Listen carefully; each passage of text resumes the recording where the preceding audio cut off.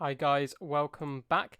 We're here today with another battle. We're going to be in control of the mighty Wurzag, the Great Green Prophet, up against Alariel the Radiant over here.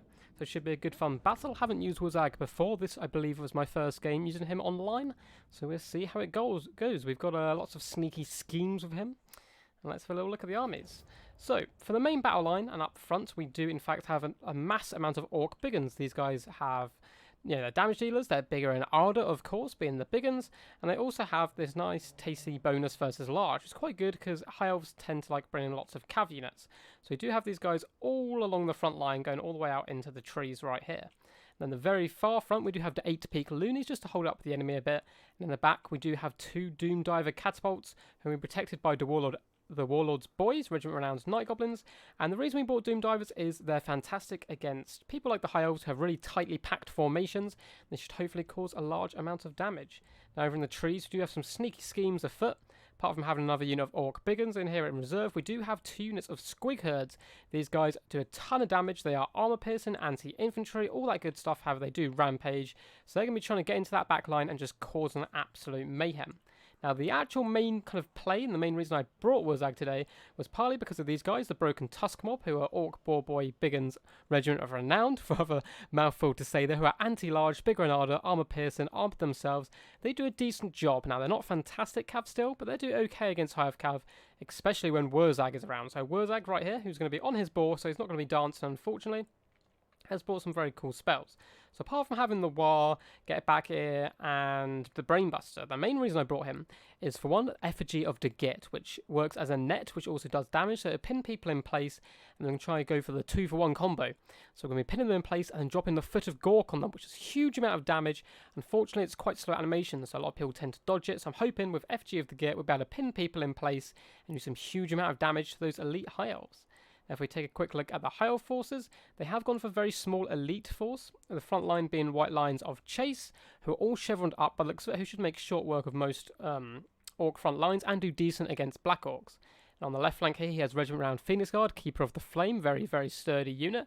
On the right hand side, Sword Masters of Hoeth, and in the back line, he has a mixture of archers, 3 units in total, mixed in with the Everqueen's Court Guard, Regiment Renowned Sisters of Avalon, who are one of my favourite units. I always take Sisters of Avalon when I play High Elves, most of the time, depends who I'm up against. But they do a huge amount of damage with their laser accurate bow and arrows there. Now for his lord, he has gone for Alariel the Radiant. Let's see what she's brought. I'm assuming most of her healing spells. So Star of Avalon there. Also, Stave of Avalon, Arcane Conduit, Arcane Unforging, which is of course very good against Greenskins, trying to take out their leadership, Shield of Thorns, and Earthblood. So a lot of healing, fast protection, a lot of kind of buffs as well.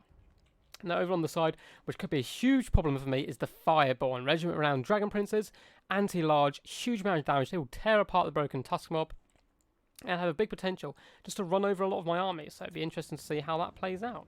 So let's get this battle underway. So both forces are going to be advancing slightly.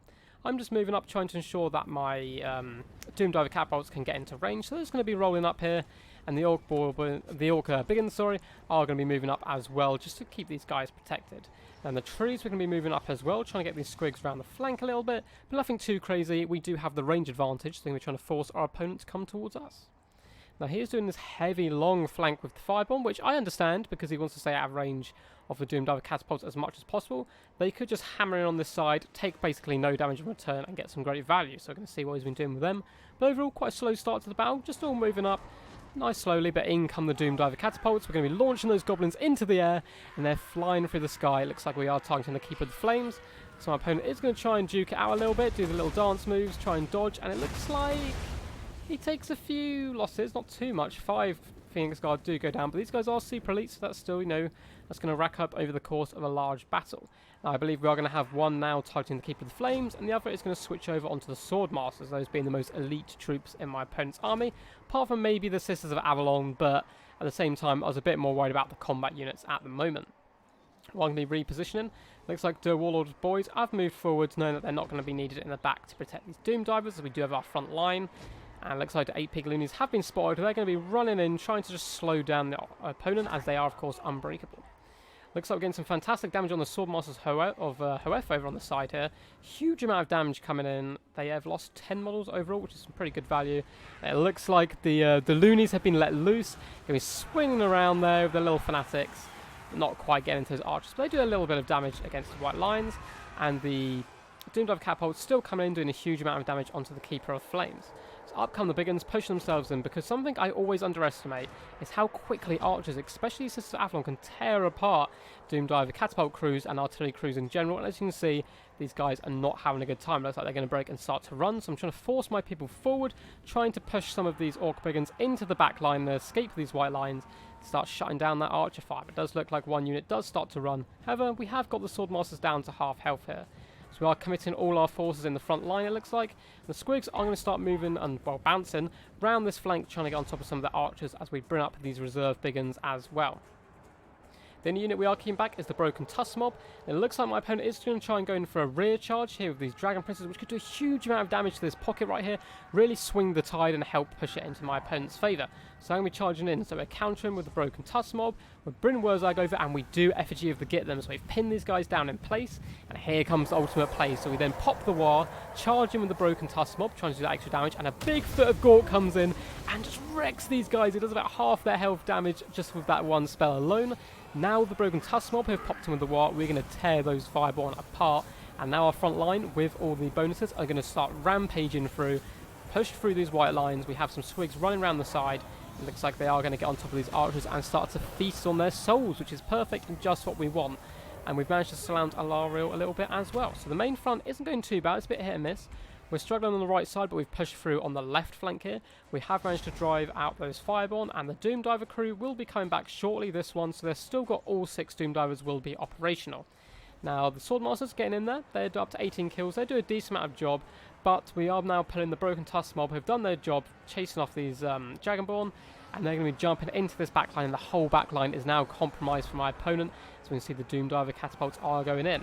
Now we're getting a 2-on-1 on Alariel back here, so she is going to be escaping, but she's taking a huge amount of damage, and the squig herds are just rampaging in the back, feasting on these archers, and we've already managed to scare off one unit there. Now the Phoenix Guard, of course, are holding a lot longer, but slowly they're getting dragged down. And in this main pocket, which could have gone really well for my opponent if these Fireball had managed to get in, they are starting to struggle. White lines have been dragged down. Another Foot of Gork coming in, doing a huge amount of damage to those Swordmasters and white lines, and that is going to ensure that we win this front line engagement. And with the front line being won, the back line for my opponent is just an absolute mess at the moment. There is orcs everywhere, big uns chasing down the Everqueen's Court Guards, who are decent melee combatants themselves, but not, to this this kind of level of combat. Not the when the pure war energy flows for the orcs, they are a bit unstoppable. So we're going to have 2 orc big uns chasing them down. Tusk Mob has managed to shatter some archers. Looks like some more archers have shattered. Army losses are going to be setting in as the power balance swings heavily in my favour. And that is going to be a Pyrrhic victory for the Goblins. So let's go have a look at the end stats. So overall, super fun battle. Really enjoyed using Wurzag, and it's very interesting to see how he can be used. And I love the Effigy of the Git combined with the Foot of Gork. That just completely took this hugely expensive unit offline, got them to only do 10 kills, which is nothing for their value. Overall, my opponent's list, very small, very elite, could have worked very well. Unfortunately for him, of course, the Foot of Gork is perfect for dealing with those type of units, especially when they get pinned in. And we managed to drop it, doing some huge damage to Swordmasters, White Lions, and of course these Fireborn. Overall, all big uns, no crazy amount of kills in any of them, apart from this one who probably got into some archers. But it was just a combination of everyone chipping in a little bit, doing damage where it counted. Broken Tusk Mob chasing down units in the back, getting 81 kills. And these Doomdiver catapults almost got completely taken offline, but they just about managed to survive, getting 45 and 36 kills on these elite troops. So overall, very fun battle. Really enjoyed using the Greenskins, and hopefully I will have some more Wurzag battles for you shortly. Hope you guys did enjoy. If you did, please do consider leaving a like. Super helps out the channel, and subscribing. We have between 3 to 4 videos a week, one of them normally being a live stream. And if you do want to support the channel, do have a Patreon down below. Now, if you want me to play as anyone in particular, just let me know in the comments down below. So guys, until next time, stay awesome, peace, and yeah, see you next time.